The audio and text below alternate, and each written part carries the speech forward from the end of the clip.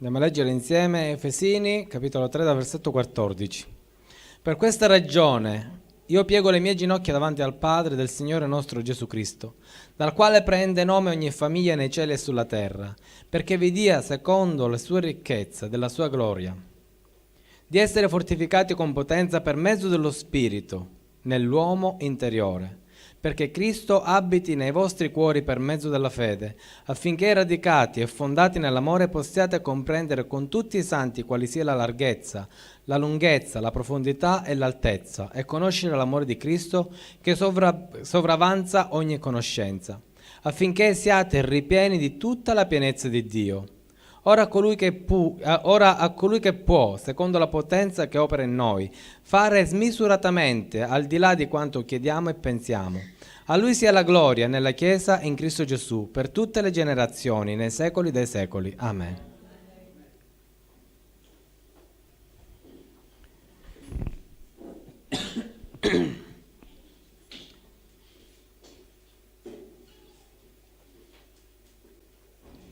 Naturalmente qua è Paolo che scrive.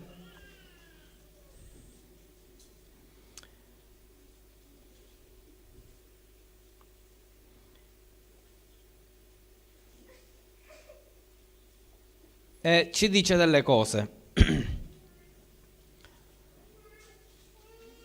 Ci sono 3 suppliche che fa Paolo, 3 preghiere che Paolo fa alla Chiesa degli Efesini, agli Efesini, alla Chiesa di Efeso. La prima va dal versetto 17 al versetto 18 e dice: perché Cristo abiti nei vostri cuori per mezzo della fede, affinché radicati e fondati nell'amore possiate comprendere con tutti i santi quali sia la lunghezza, la larghezza, la profondità e l'altezza. Scusate, dal 16 al 17, perché vi dia secondo le ricchezze della sua gloria, di essere fortificati con la potenza per mezzo dello Spirito nell'uomo interiore, perché Cristo abiti nei vostri cuori per mezzo della fede. Quindi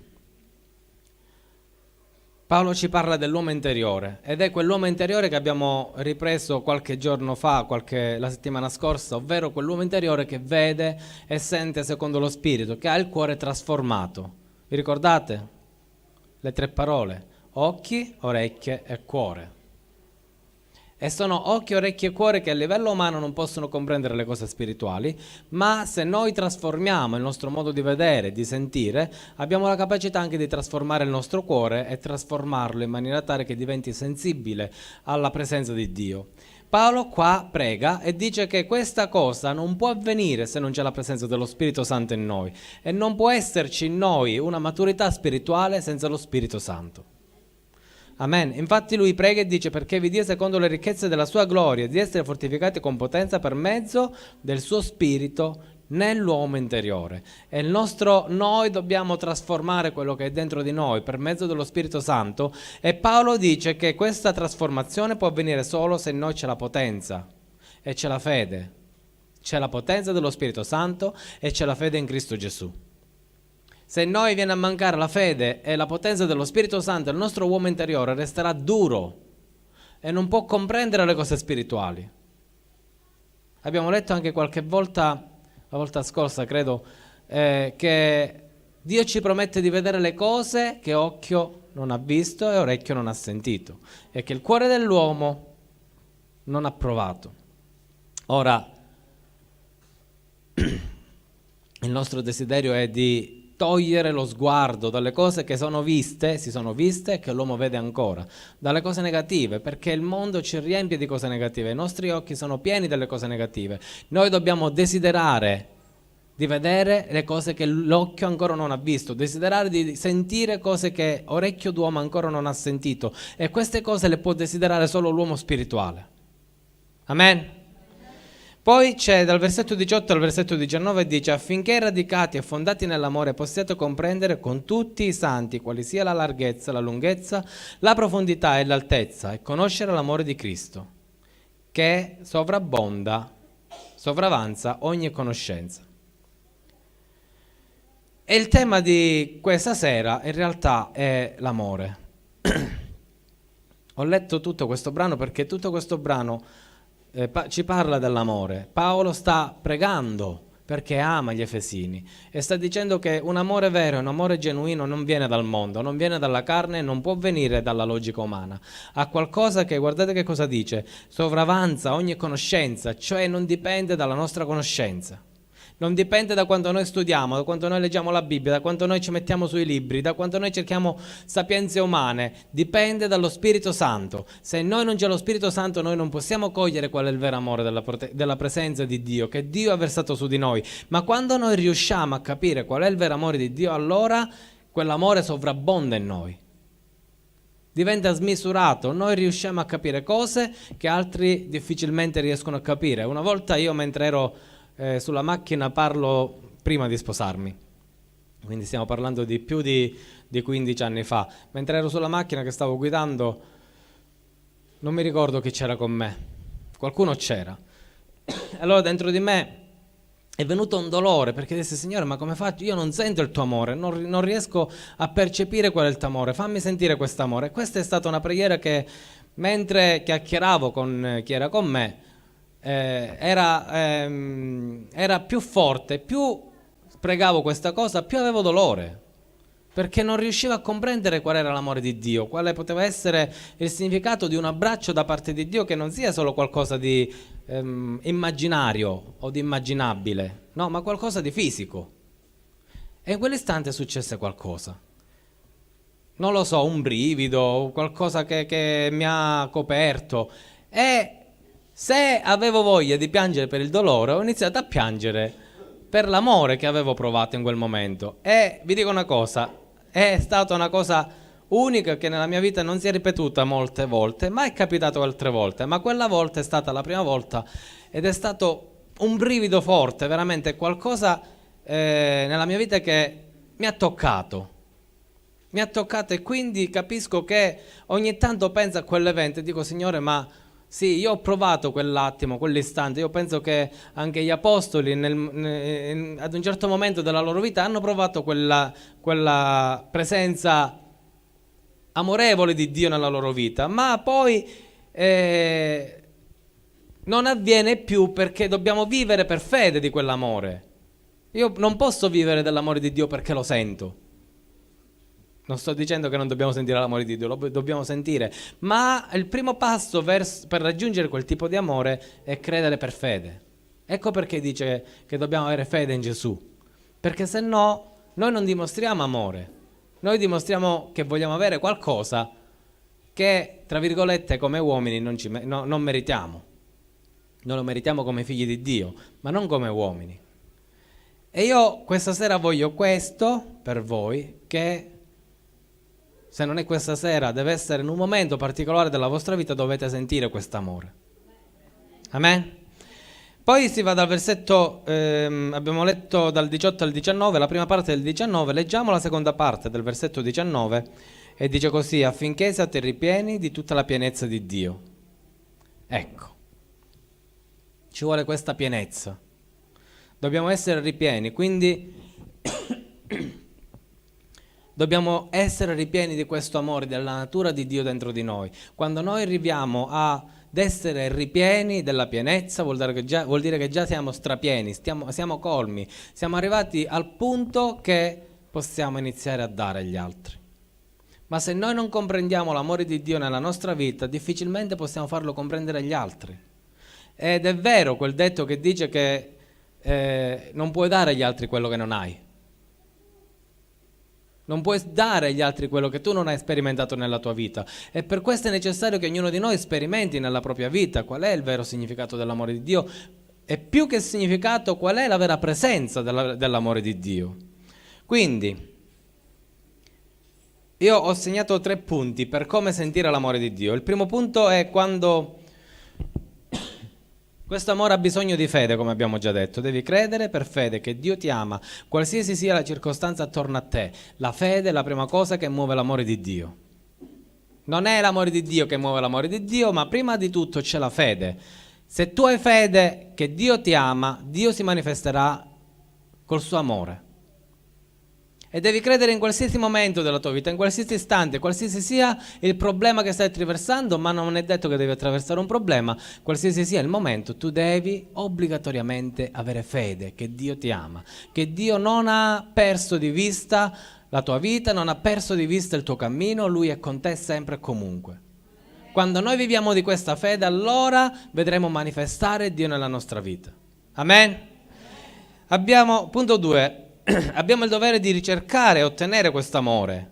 Dobbiamo cercarlo e ottenerlo. Non deve essere una cosa per cui dobbiamo sperare che il Signore lo infondi dentro la nostra vita. No, è qualcosa che noi dobbiamo cercare a tutti i costi e ottenere. Perché Dio ci dice affinché radicati e fondati nell'amore possiate comprendere con tutti i santi quale sia la larghezza, l'altezza e la profondità e la lunghezza, e conoscere l'amore di Cristo che sopravanza ogni conoscenza. Cioè noi dobbiamo superare la conoscenza umana e andare oltre la conoscenza umana per capire qual è l'amore di Dio nella nostra vita dentro di noi. Amen. E dobbiamo studiarci di approfondire e di cercare, di ottenere, di pregare se necessario, giorno e notte. Paolo ha piegato le ginocchia.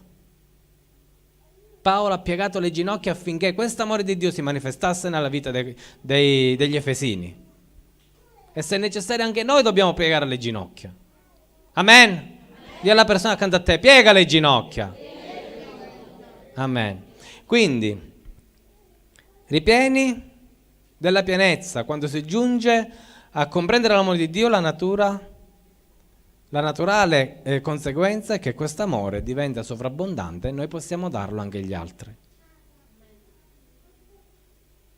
Quando noi siamo colmi di qualcosa, questo essere colmi permette di far uscire da noi quello che è sovrabbondante. E quando noi arriviamo a questa sovrabbondanza, noi abbiamo la capacità vera di dissetare gli altri, di far capire agli altri qual è l'amore di Dio. Amen. Il successo per per portare le persone a Cristo è fargli comprendere che sono amate. Che sono amate. Come facciamo a sentire l'amore di Dio? Quindi l'amore è come l'acqua. Non ne possiamo fare a meno. Ci possiamo accontentare di un bicchiere d'acqua una volta tanto. Quindi, non lo so, oggi è il giorno del Signore, veniamo qua e prendiamo la nostra dose di acqua, un bel bicchierone di acqua. E poi digiunare tutta la settimana di acqua. Sentiamo un brivido oggi e poi gli altri 6 giorni niente. Non è così che funziona. Abbiamo bisogno di bere acqua tutti i giorni e più noi ne beviamo meglio sta il nostro corpo. Sapete che esiste una terapia che si chiama idroterapia ed è una cosa per cui il nostro corpo ha necessità. Dobbiamo bere tanto, la nostra pipì deve essere limpida ed è limpida quando beviamo tanto. Quindi spiritualmente noi dobbiamo essere limpidi. Quando noi beviamo tanto, le scorie dentro di noi non solo non si accumulano, ma vengono eliminate. Amen? Quindi dobbiamo bere tanto, dobbiamo stare alla presenza di Dio tanto, tantissimo. Quindi, c'è un modo pratico per riconoscere l'amore di Dio in noi. Quando noi sentiamo l'amore di Dio, il nostro desiderio è quello di darci a Dio. Amen? Se io vivo da solo, la necessità della mia vita è quello di nutrirmi. All'orario io cerco di mettermi in pace con me stesso, alzarmi e andare a cucinare. E questa è una forma di amore nei miei confronti. Quando io mi sono sposato, se mi voglio dare, mi alzo e cucino per 2 e il mio lavoro è migliore. Io faccio un lavoro migliore rispetto a me stesso, perché me stesso, diciamo così, si accontenta. Ma io devo accontentare mia moglie e fare qualcosa di più prelibato, di più buono. Amen?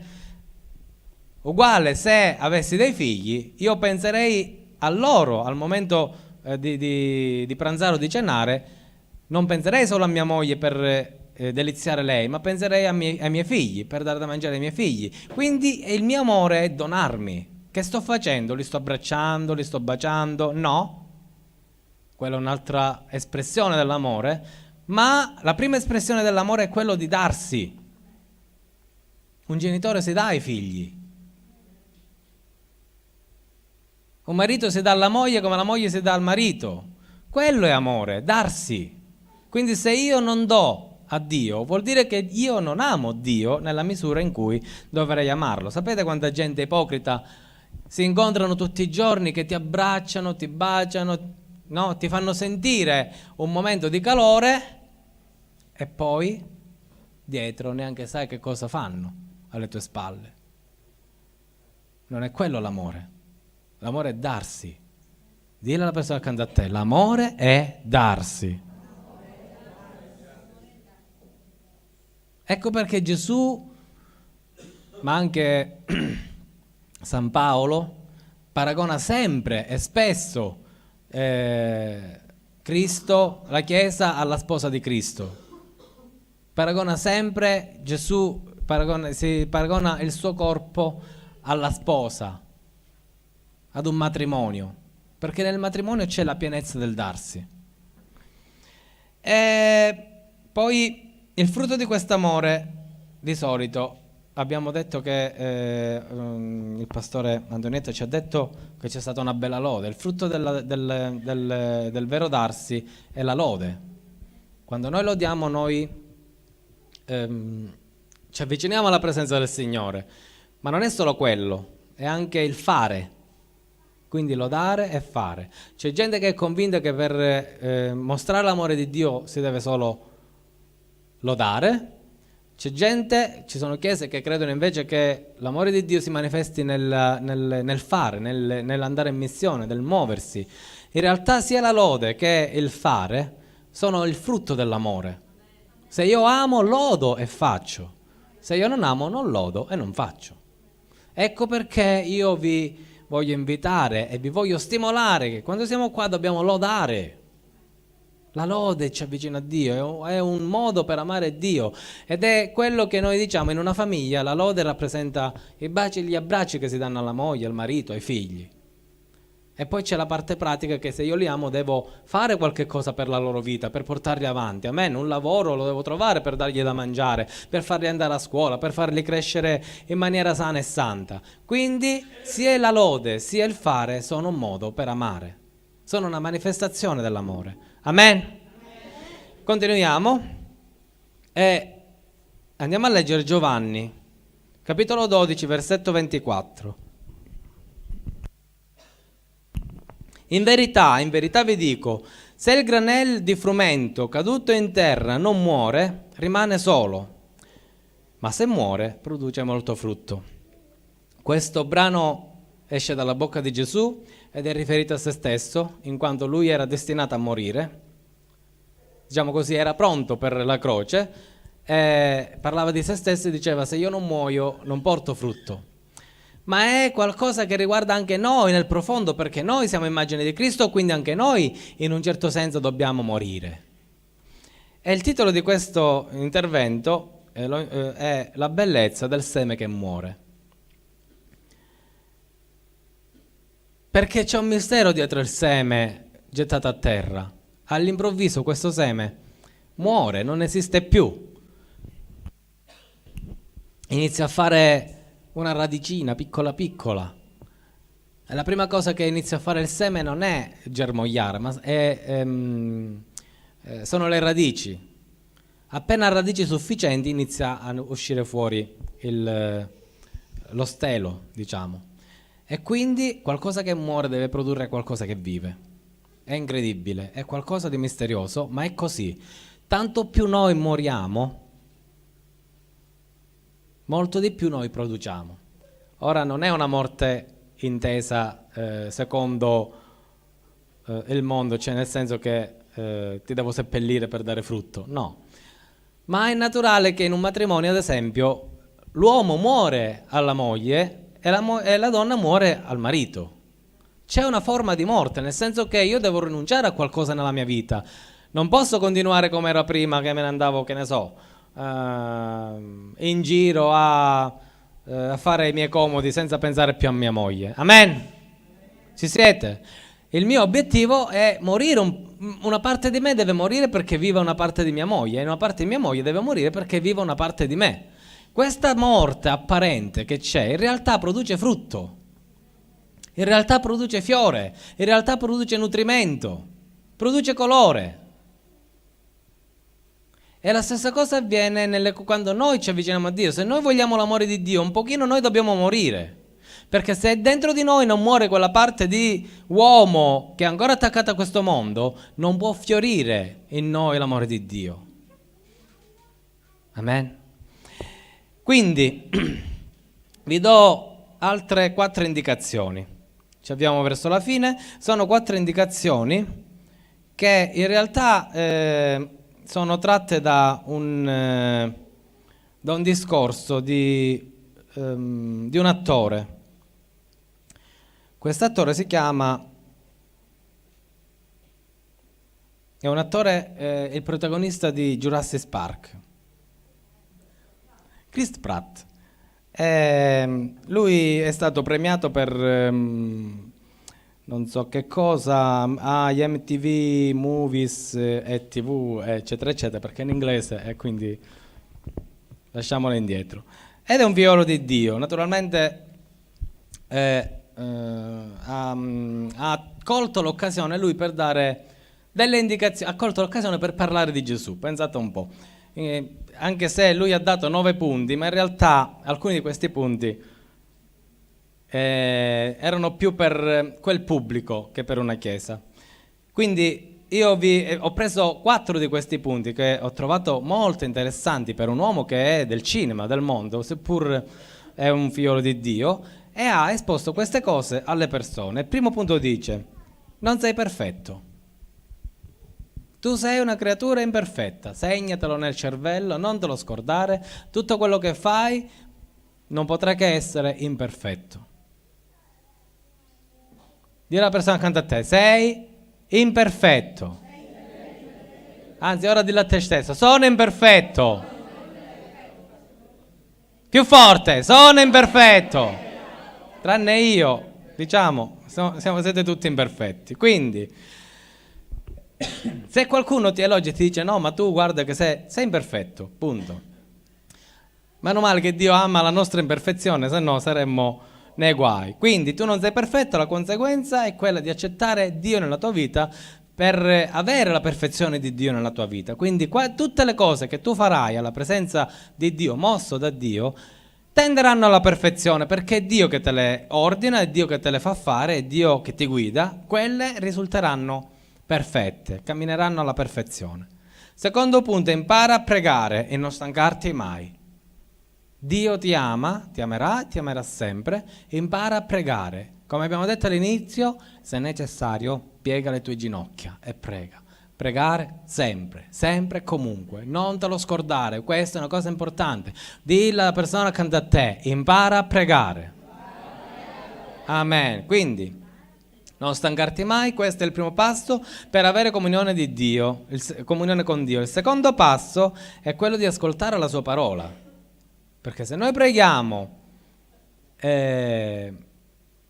secondo le nostre logiche, non preghiamo secondo la logica di Dio, mettiamo un ostacolo alla potenza di Dio. Amen. Quindi dobbiamo pregare incessantemente secondo la sua parola, in accordo a quello che dice la sua parola. Amen. Quindi terzo punto: impara a fare cose buone e genuine, piccoli gesti di bontà, non ti fanno male. Perché Gesù ha detto che ci riconosceranno da come ci amiamo. E se teniamo la tromba al fratello, il mondo non riconoscerà l'amore di Dio in noi. Quindi impariamo a fare piccoli gesti di amore tra di noi, fuori, con i nemici, con gli amici. Impariamo a fare piccoli gesti sani. E impariamo a togliere i geni malsani.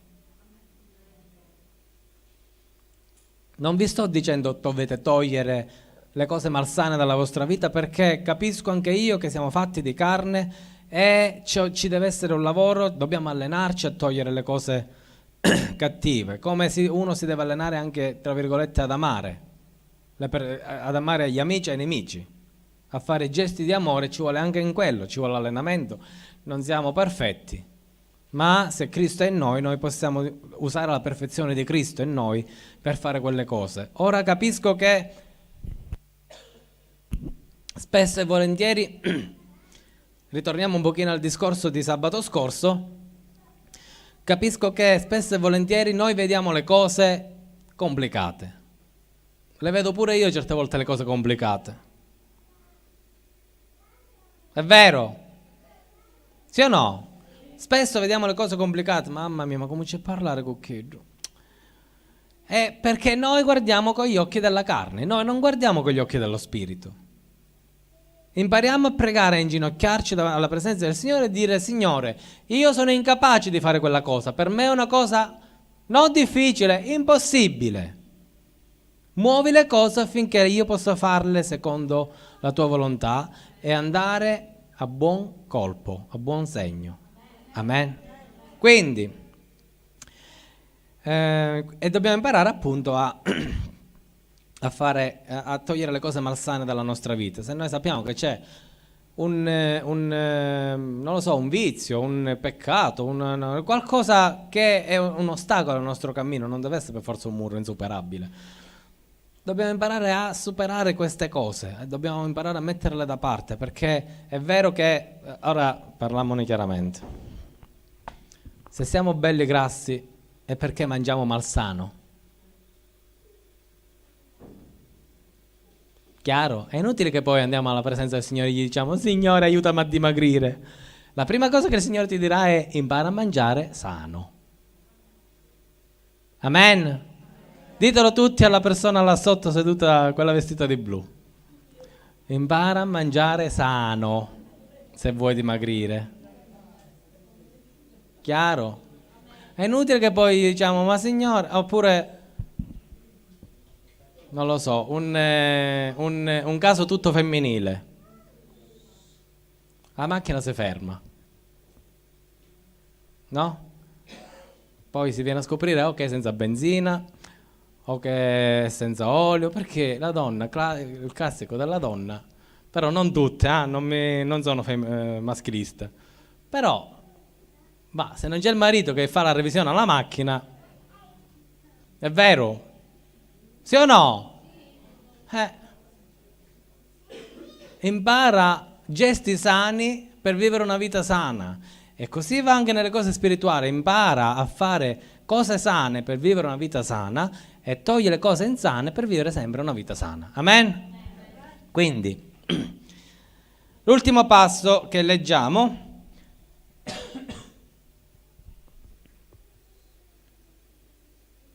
Questo che era il quarto? Questo era il terzo. Il quarto è: se sei forte, difendi; se sei intelligente, aiuta. Che significa? Forza e intelligenza sono come una spada. O li possiamo usare per i nostri comodi, o li possiamo usare per aiutare le persone. Ci siete? È come l'atomica. O costruisci una bomba e ammazzi 500.000 di persone, o crei energie per far vivere 500.000 di persone. Quello che il Signore ti ha dato lo devi usare per gli altri. Impara a dare le tue capacità agli altri. Concludiamo Matteo 22:37. E Gesù disse: ama il Signore Dio tuo con tutto il tuo cuore, con tutta la tua anima e con tutta la tua mente. Questo è il primo e il grande comandamento. E il secondo è simile a questo: ama il prossimo tuo come te stesso. Sappiamo che ci sono degli ostacoli davanti a noi. Ci sono degli ostacoli davanti a noi. Sono l'incredulità, il dolore, il tradimento, la sfiducia, qualche volta anche il lavoro, la casa, la popolarità, la paura, l'indegnità, il fallimento, la follia che c'è nella nostra mente. Tutte queste cose sono un ostacolo. Ma se noi iniziamo a mettere tutta la nostra mente, tutto il nostro cuore Che dice poi? Tutto il nostro cuore, tutta la nostra mente, tutta la nostra anima e in altri passi dice anche tutte le nostre forze. Per amare Dio noi avremo successo. Successo, non successo che gli altri ci guarderanno e ci elogeranno e ci metteranno su un piedistallo. Successo nella vita spirituale personale, successo nella vita spirituale degli altri, successo nell'amore di Dio. Noi vedremo l'amore di Dio veramente manifestato nella nostra vita. E non deve essere una cosa, una tantum, deve essere qualcosa che si manifesta continuamente dentro di noi. Noi ci dobbiamo muovere perché amiamo Dio. Non perché qualcuno ce lo obbliga, non perché il pastore ci ha fatto la predica, se voi non lavorate siete cattivi, no. Nella stessa maniera in cui un padre di famiglia si muove per nutrire la sua famiglia, noi ci dobbiamo muovere per nutrire la Chiesa, l'opera di Dio, ma non perché ce lo dobbiamo sentire come un obbligo, se no divorziate e ve ne andate dalla Chiesa. No? Ormai il mondo divorzia, marito e moglie divorziano per niente, o anche per cose serie. Possiamo divorziare spiritualmente anche dalla Chiesa, non è un problema. Però può essere un rapporto che può essere sanato, che può essere curato. Come un rapporto matrimoniale può essere sanato e guarito dalla presenza di Dio, così anche il nostro rapporto con Dio può essere sanato e guarito. Dio ha fatto già la sua parte, ora tocca a noi fare la nostra parte. Noi dobbiamo metterci in ginocchio. Amen. Dobbiamo cercare assolutamente con tutte le nostre forze la presenza di Dio nella nostra vita. Dobbiamo con tutte le nostre forze dire: Signore, io voglio sentire il tuo amore nella mia vita come un fiume, non come un bicchiere d'acqua una volta tanto. Un fiume che scorre in noi. Amen. Dobbiamo iniziare a imparare a fare secondo il cuore di Dio se vogliamo che il cuore di Dio si mostri alla nostra vita. Amen. Ci alziamo mentre il coro inizia a lodare. Signore, noi vogliamo venire alla tua presenza questa sera. Vogliamo, Signore, venire alla tua presenza. Signore, in questo giorno noi ti chiediamo con il cuore rivolto verso il cielo, con la mente rivolta verso il cielo, con l'anima rivolta verso il cielo, con tutte le nostre forze, Signore, rivolti verso il cielo, occhi e orecchie rivolte verso il cielo. Signore, ti chiediamo questa sera,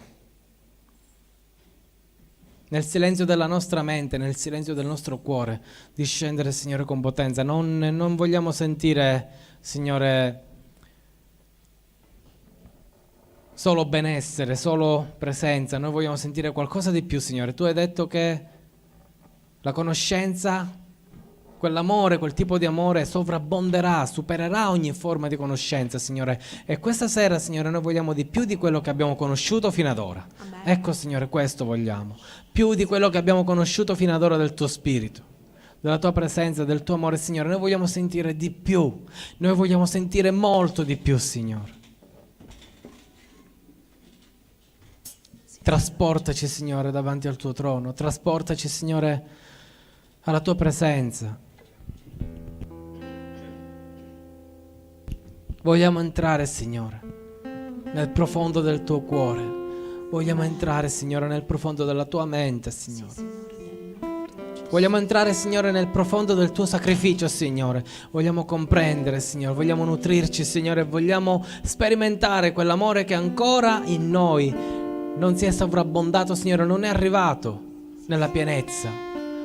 Nel nome di Gesù, Signore, intervieni con potenza. Questa sera non ti chiediamo miracoli, non ti chiediamo manifestazioni. Ti chiediamo, Signore, di toccare la profondità della nostra anima, toccare la profondità del nostro cuore, Signore, e di mettere in noi, Signore, quell'amore profondo, quella sensazione unica, Signore, che viene dai cieli. Nel nome di Gesù te lo chiediamo, perché se Paolo si è inginocchiato per gli Efesini, noi sappiamo, Gesù, che tu ti inginocchierai davanti al Padre per noi. Fallo, Signore. Fallo, Signore. Fallo per noi, Signore. Facci comprendere, Signore, l'altezza, la larghezza, la profondità della tua presenza. Signore, quell'immenso, quella grandezza, quella cosa infinita, Signore, mettila dentro di noi, Signore. Rendi il nostro cuore, Signore, il punto dove inizia tutto, il punto, Signore, dove inizia l'universo, Signore. Facci sentire la tua presenza, facci sentire il tuo amore, Signore. Fai passare, Signore, quel brivido, Signore, quella scossa, Signore, quella presenza viva e forte, Signore, nel nome di Gesù Cristo. Quell'amore che scaturisce in noi la vera lode, la vera adorazione, la vera azione. Signore, vieni nel nome di Gesù Cristo, intervieni, Signore. Commuovici, Signore, nel profondo dell'anima. Commuovici, Signore, nella mente e nel cuore. Toccaci, Signore. Toccaci, Signore, con potenza, Signore eterno. Nel nome di Gesù. Toccaci, Signore, ancora. Rivelati a noi, Signore. Rivela a noi il tuo amore. Rivela a noi, Signore. Rivelati, Signore. Rivela a noi, Signore, la tua presenza. Shadadia smile. Ola reindi shadara yasmase.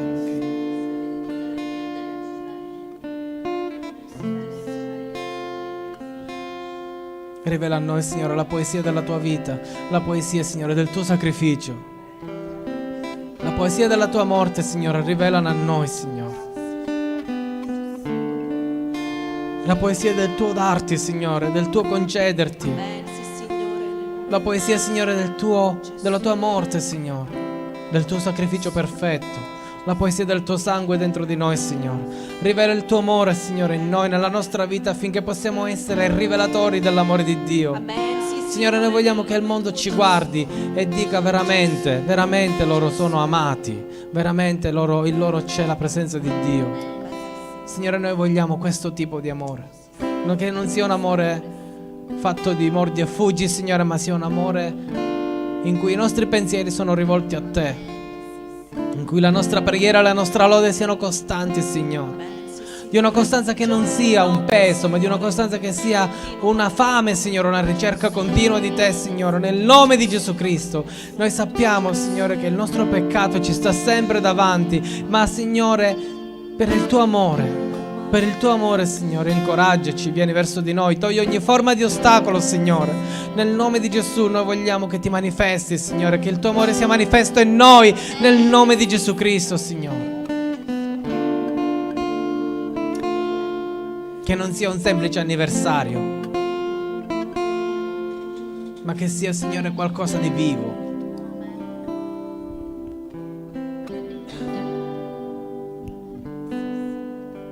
Facci comprendere, Signore.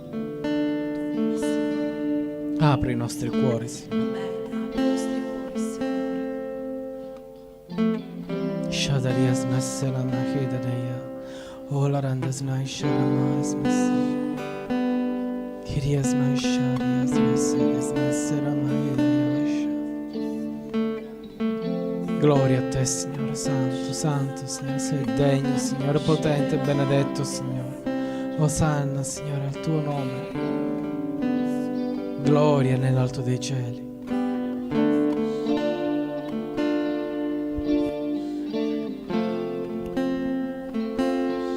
Ascolta il tuo petto, ascolta il tuo cuore in questo momento, come viene portato alla gloria di Dio, come trema davanti alla presenza del Signore. Apri il tuo cuore, togli ogni durezza, permetti all'Eterno di entrare, permetti all'eternità di entrare nel tuo cuore.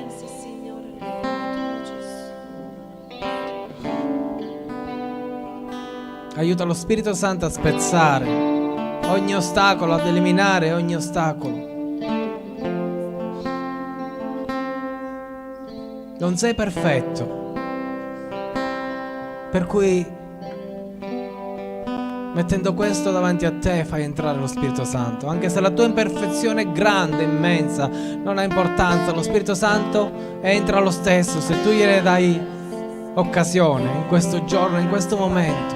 Nel nome di Gesù vieni Spirito Santo e porta la tua perfezione in noi.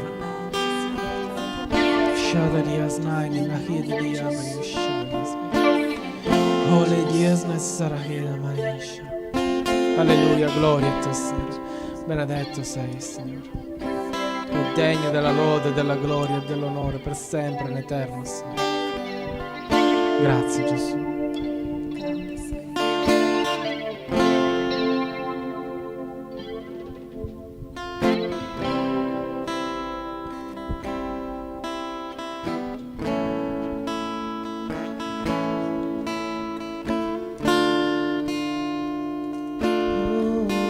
Signore, sì, ci inginocchiamo davanti al tuo trono, Signore.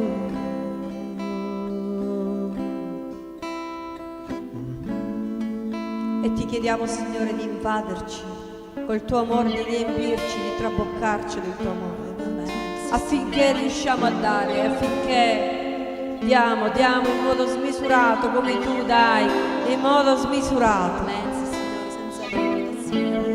Rendici traboccanti del tuo amore, ora Signore, ora. Il tuo amore, Signore, Gesù.